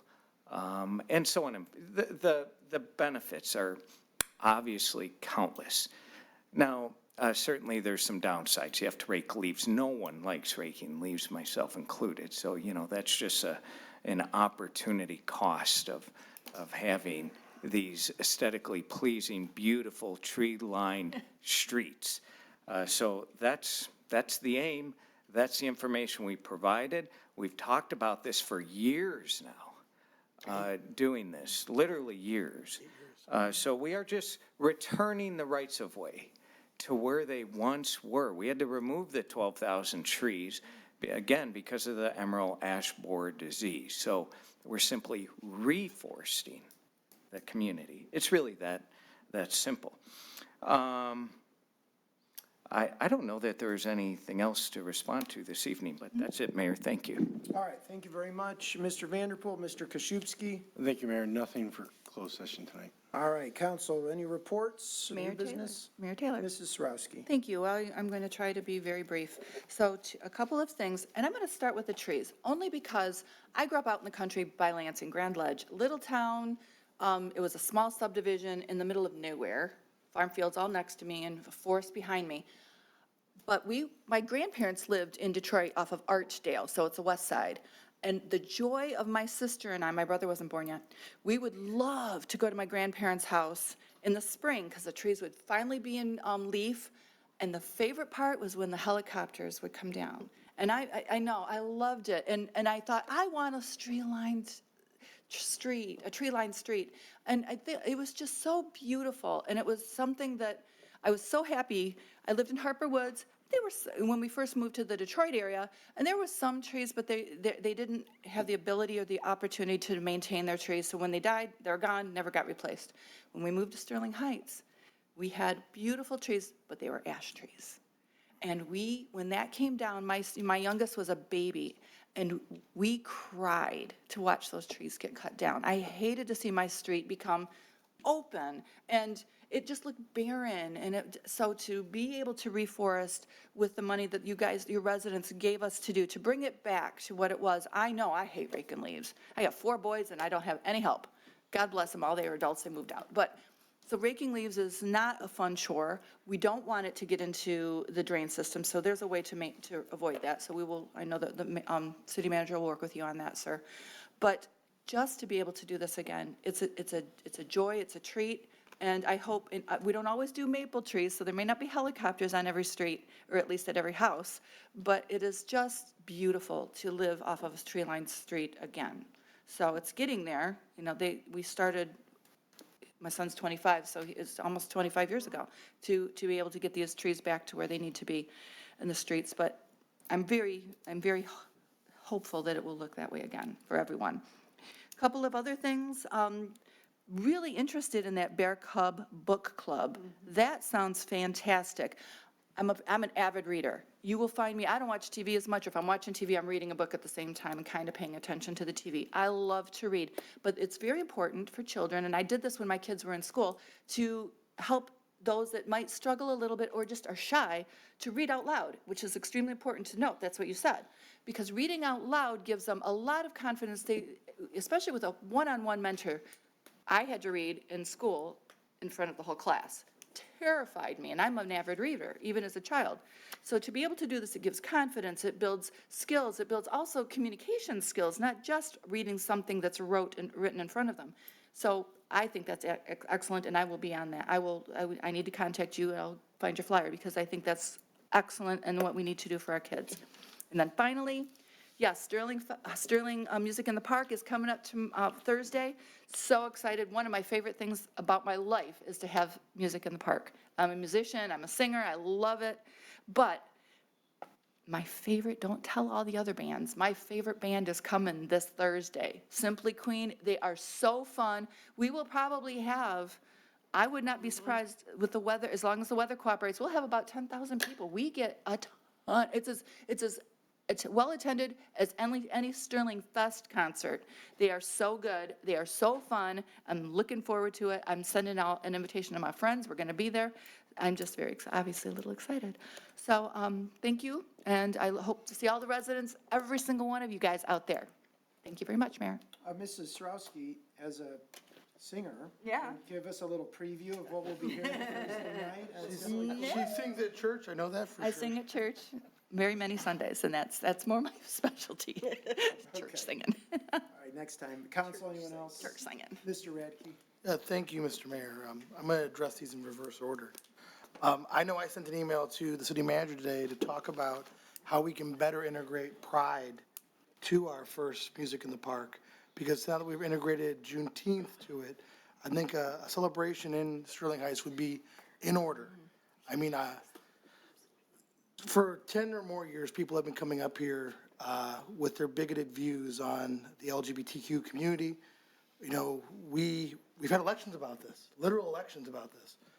And the view that Mr. Nelson expressed is the minority view. It'll continue to be the minority view. And every time they bring this up, they lose. So keep bringing it up. It doesn't bother me. It's great. You know, Sterling Heights is the place for everyone. New resident, long-term resident. Who you love doesn't matter to me. Who you worship doesn't matter to me. You're welcome here in Sterling Heights, and I'm proud of that. I'm proud that we're going to raise the pride flag to support our residents. So I will be there at the flag raising, and I look forward to a more integrated Pride Night, hopefully in future years, Mr. Vanderpool, just like the African American Coalition and Juneteenth. To go to the street trees, and it was Mr. Meitzler? Yes. I totally get what you're saying, and we are doing our best to plant the right tree in the right place with deeper roots. You know, Mr. Nelson talked about how he has all these maples on this property, and when we did our tree survey through Tree Keeper, over 1/3 of the trees that remain in Sterling Heights are maples. So we're trying to plant over 20 new species, mostly Michigan species, to prevent the very thing that happened before, which is that a disease like emerald ash borer or Dutch elm strikes the area and takes out a vast swatch of trees. And maybe yours wasn't placed the best on your lot. We can work with you on that, because I know that you probably want the trees too. We just want to do it in the best way possible. And then I had a question that I actually asked the city attorney earlier, which is so pertinent today, through the chair to Mr. Koszubski. I asked, do we have an ordinance that says that when a home is built in Sterling Heights, a tree has to be planted? And you told me, I'll let you answer it, but it was subsection 5.3 of the ordinance. Go ahead, Mr. Koszubski. Thank you, Mayor. Yes, Councilman Radke, anytime a new residence is built in Sterling Heights, if it's a lot that's along other lots, one tree goes into the right-of-way of its corner house, 2 trees, one on each frontage, so to speak, would have to be planted. Right. So like Mr. Vanderpool said, who stole my thunder, we are retreeing the city. Every one of your houses had a tree in front of it to start. And sadly, over time, because of disease, drought, bad drivers, what have you, some of these trees have died and gone. And we now have a tree canopy that's one of the lowest in the states. And I understand people who say, well, I'm doing my part, or I don't want it in front. But there's a tragedy of the commons problem here, where if we let everyone opt out, our city and our walks become Swiss cheese. Essentially becomes a lot of people opting out, maybe whole streets opt out. And then it doesn't create a good walkable environment for our residents, doesn't shade, doesn't create the aesthetic value. Because let's be honest, when you have a tree-lined street with mature trees, your home is worth $10,000 to $15,000 more according to the Grosse Pointe Realtors Association. We actually have that on the city website. The information is there. I mean, look, there's information out there. You can choose to believe it or not. Just like there's information that shows that tree-lined streets actually slow speeding. They absorb water. They create a more sustainable environment. They cool your homes and they cool the streets, because in areas that don't have street trees, the concrete that they're supposed to be shading actually absorbs solar radiation. Then they emit it out at night. In areas that have tree coverage, significant tree coverage, the nighttime temperature is often 10 degrees cooler than cities that don't. These are health things. These are concerns that we have for our residents. So it's going to take a little time, and I know not everyone's happy, but the end result is going to be worthwhile. And I think that's why the residents understood what they were doing. I completely find it, Mr. Mayor, the chair. Yeah, I know. Ken, we get it. You know, we don't gasp at you like that. Try to keep your reactions under control, Mr. Red. Thank you, Mr. Mayor. You know, it's going to be a net benefit once it's all said and done. And I just get so frustrated, this idea that somehow a majority of the residents, a majority of the registered voters, 70% of registered voters voted in Sterling Heights, and a majority of those voters voted for this. And the idea that somehow they were bamboozled, they were tricked, they didn't know what they were voting on. You know, these are the same voters who voted for Donald Trump. Some voters who voted for everything else. So if you support what they did, and I don't support that, if you support everything else, how can you say that these voters were wrong about this? Either you believe in democracy and you believe in elections and you believe in the voters, or you don't. So the voters voted, we're going to implement it. And all this knee-jerk, dig your heels in, it's just silly. And I'm frankly kind of tired of it. That's all I have, Mr. Mayor. Thank you, Mr. Radke. Council, anyone else? Mrs. Arco? Thank you, Mayor Taylor. First of all, Elizabeth signed me up for whatever help you need with the Bear Cub Book Club. I'm in. I think it's a great idea, and I'll make time for whatever, the dates that you need. The other thing, I'm going to go back to trees too, and we talked in a negative way. But I know that we're doing section by section in the city. But if there's somebody that actually wants a tree planted in front of their home, can they call and maybe we can go out of sequence and put it in, in the right of way? Through the chair to Mr. Vanderpool. Mr. Vanderpool. Thank you, Mayor. Councilwoman Zarko, we're looking at that on a case-by-case basis. To the extent we can, we will mobilize our contractor to do that. The problem is, through economies of scale, we get really good pricing. If all of a sudden it's a scattergun approach across the city, our pricing goes up. But we will try to accommodate requests as we get them. And I think special consideration needs to be to the people that had their tree taken down, purchased another one, then lost another one because of a storm. And, they should be able to get a tree if they wanted it now. I'm just saying, let's look at the positive part of this. Not everybody is negative about putting trees in the right of way. And then also sidewalk repair. If they feel that it's dangerous to be walking in their neighborhoods and their sidewalk needs to be fixed, I hope that we can accommodate them so that we can keep everybody safer, because you know what happens when people trip on broken sidewalks. So nothing further, and see everybody on Thursday night. All right, thank you, Mrs. Zarko. Anyone, Mrs. Koski? Thank you, Mr. Mayor. To add to the planting of the trees, I can vouch for the fact that new construction, my house was built in '02, and it's a pie-shaped lot, and I was supposed to get a tree right in the easement in the front. The builder wasn't able to put it in because of my water and sewer connection to the street. So I got a check. I then in turn took the check, gave it back to the city, and I said, go plant my tree in the park. And I'm assuming that's what Mr. Duchesne did because he took the check. So my question through the chair to Mr. Vanderpool. We have a contractor that is planting these trees. We have specified that the type of tree, I think it's 4 trees that we're advertising. The type of tree is one that the roots go down, so they're not going to spread out. Do we check when we're planting these trees in the subdivision, especially pie-shaped lots to find out where the water and sewer connection is, so that, as the gentleman said, that's where his water and sewer connection is, and that's where the tree was planted. Are we checking to make sure that the contractor is not planting those trees over his water and sewer connection? Mr. Vanderpool. Thank you, Mayor. Councilman Koski, a very good question. To the extent possible, we do look at our site plan on file. We do have to go through misdig. We have to make sure that we're not planting trees that are on top of our water connection buffalo boxes, as they're called in the old days. We have to have access to turn them on and off and so on. So we do try to avoid that. Now, there may be some cases where we missed the mark, and we're happy to, go back and review those and take a look. We planted 1,700 trees this summer, so, or I should say spring. That there may be some that we have to circle back and take a look at, and if we have to move them, we will. That's not a problem at all. So we'll review those cases. But I will say this. Trees, there are, as I mentioned earlier, opportunity costs with trees. Leaves is an obvious one.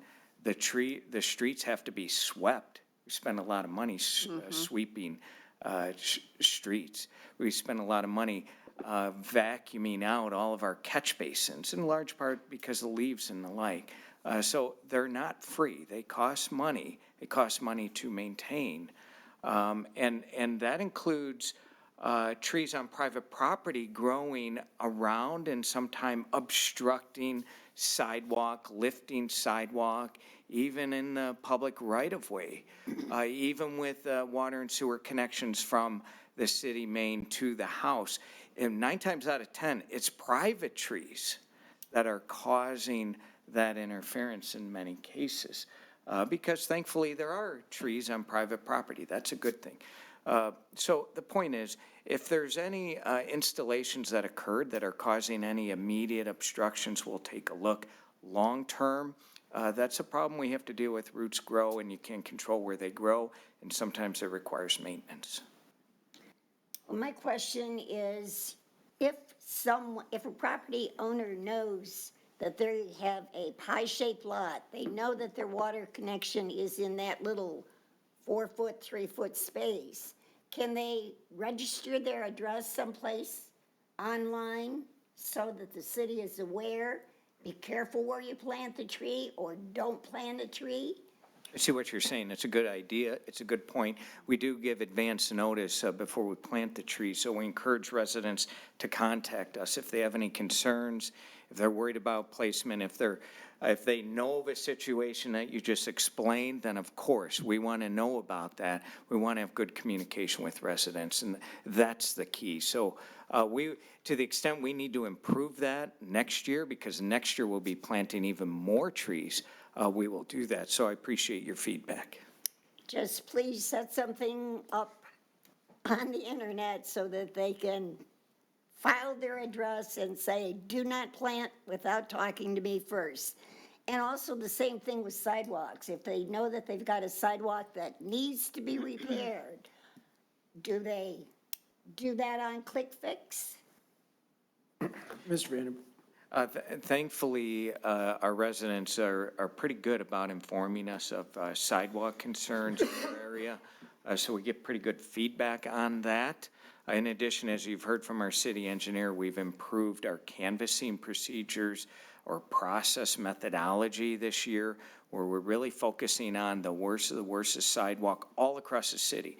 In the past, we just focused on sections, and we replaced sidewalk even in cases where it might have been borderline, just because we're getting good pricing and so on. We've changed our system now. We're looking at the worst of the worst sidewalk to knock that off as quickly as possible, and we'll move down to the next tier, focusing on citywide. But if residents have a concern, they want to report it to us, you're right, they can do it through ClickFix.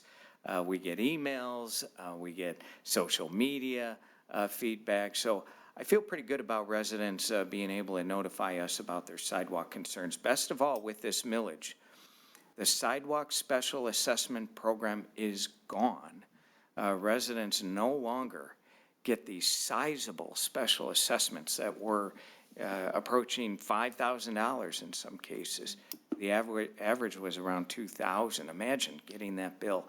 It's now included in this millage, which on average is $95 a year for all the amenities we've been talking about. So for the sidewalk, quick fix, and for the tree, when they get a notice it's going to be planted, then they immediately call. Yes, and our residents are very good at it. Thank you. Mayor All right. Taylor? Thank you, Mrs. Koski. Mrs. Schmidt. Thank you. I'd just like to start by congratulating all of our resident graduates. Most high school graduations are happening this weekend and last weekend. Just know that the rest of the kids are in school, 7 more wake-ups, but who's counting? I am. Anyways, I wish them all much success in their endeavors beyond high school, and hope everyone has a really safe summer out there, fun summer.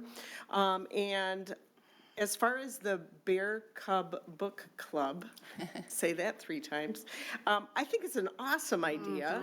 And does the flyer give times and everything on it? Okay, great, perfect. So can I ask her? Yeah, she can come up. Can I have you come up? Yeah, come on up. How are you advertising this to the youngsters in the community? So the Drug Free Coalition is promoting it on social media. The library's also been really helpful with promoting it. And then our relationships with schools, we've been trying to get it out to them too before the school year ends. Perfect, perfect. I think it's wonderful. I'm really excited about it, and I'm looking forward to participating as well. So that's it. Thanks. Hey, Thank you, Mayor. do you mind, here, do you have the flyer? No, I gave them all to. All right, here, take my flyer, okay? And why don't you put it out on that, and we'll put the camera on that, and then if people are at home watching, if they're on YouTube, if wherever you are, all you gotta do is is take a picture of that QR code, and you can sign up. So we'll give them a minute here, not a minute, a couple seconds, but it's a great idea, it really is. And I have a 3rd grader, soon to be a 4th grader, and certainly he could use a lot of help with reading out loud and that sort of thing, and we're gonna see if we can get him involved in this, so thank you. So if you see this on your TV screen, take a picture of it, get the information, and thank you again for coming and presenting and for your work with the Drug Free Coalition as well. All right, I've got one now, so we're all set. Thank you. Thank you. All right. That's it. Okay, thank you, Mrs. Schmidt. Anyone else? Mr. Yanis. Thank you, Mr. Mayor. I will not talk about trees. I will mention that the book club as well, I think it's a fantastic idea. One of the great joys I had when I was a state representative was March's Reading Month and going to all the schools. And since I've been on city council, they only ask the mayor, they don't ask lowly council people. So I don't get to do that as much, but I look forward to helping your program, absolutely. I would like to let everyone know that State Representative Denise Menser is going to be holding a town hall on Monday, June 16th at 5:30. It'll be held at the Sterling Heights Community Center, and this town hall will be on recycling. I know there's a lot of questions about recycling, and a lot of your questions will be answered.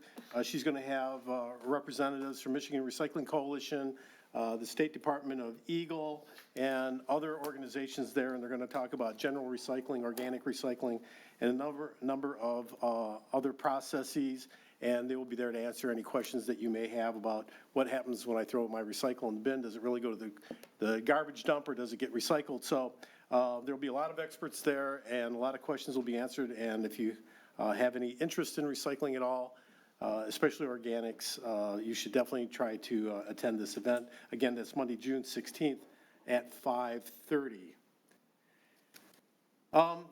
And also, I just want to bring this up, colleagues.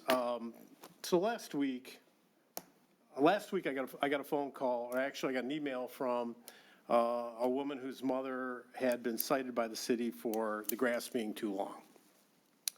And her mom is 86 years old, lives by herself, and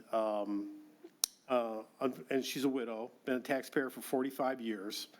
And it was unfortunate that her lawn maintenance company just ghosted her, just never showed up, stopped showing up. And so she scrambled. She was able to find another contractor, but unfortunately, she was tagged. And when she got tagged on her door, they put that tag right on the seam of the door. This 86-year-old woman tried to exit her house, and she couldn't get the door open, and finally forced it open because the way the tag was placed. But she tried to reach out to the city and let them know that she did find a contractor. She was going to get her grass cut, but the city contractor got the notice and went ahead and cut the grass, and she got a $180 bill. So this is an 86-year-old widow, been paying taxes for 45 years, who did the right thing, but yet got penalized. Now, I did step in, contact the city. The city was kind enough to waive the $90 administration fee, but this is a woman that's on a fixed income. I don't know, maybe she's got a pile of money buried in the backyard, I don't know, but she tells me she's on a fixed income. Her daughter verified that. $90 is still a lot of money to people on fixed incomes. We just got accolades for our mental health programs here in Sterling Heights. What do you think happened to this woman's mental health? 86 years old. You think about a person that age, that they've lost a lot of their friends, they've had a lot of their friends go into hospitals and nursing homes and never come out. This woman is hanging on to the home that she raised her family in and has lived there for almost 50 years. And this is how we treat this, I don't know, this age group, whatever. I found the city's response lacking empathy and sympathy and caring at all. Literally, it was like a half a day. If the city had just had any kind of communication with her and just gave her another half a day, the contractor was coming the next morning. And she would have got the grass cut, she would have paid $35, not the $180 or now $90 that she's going to pay. But, you know, we have a community of special needs, and our community is getting older. It's not getting younger. And we're going to have more and more folks like this in their 80s, mid-80s, close to 90, still living in their home. They don't want to leave their home. This is where they're comfortable. This is the area that they know. They've been there for a long time, and they don't want to leave their home, no matter how much of a struggle it is. And you can only imagine the dread that this woman felt over a simple thing like her grass was too long. And now she's got the city on her back, and she got her door tagged, which the daughter had to come and clean all the glue off. So I think we can do better. This distresses me greatly. This poor woman just simply became a number, and we can do better than that. If we really care about the mental health, we need to care about the mental health of all our citizens, especially our most vulnerable population. And we're all going to get there someday, knock on wood. And we're going to see what it's really like to be in that age and lose our friends and worry about, are we going to lose our home, and worry and dread about every single thing. We don't need the city doing stuff like this. So I hope the city takes a little more care in dealing with our senior population. And I don't care about the senior center, pickleball courts, bingo. There's a lot of people that don't show up to all our fun and activities because they either don't have transportation, or they can't, or they're concerned about something happening to them while they're gone. We need to care about all our vulnerable population. That's all I got to say, Mr. Mayor.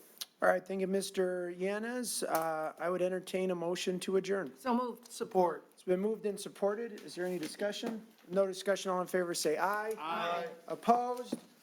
Motion carries. This meeting is adjourned. Happy birthday, Dave.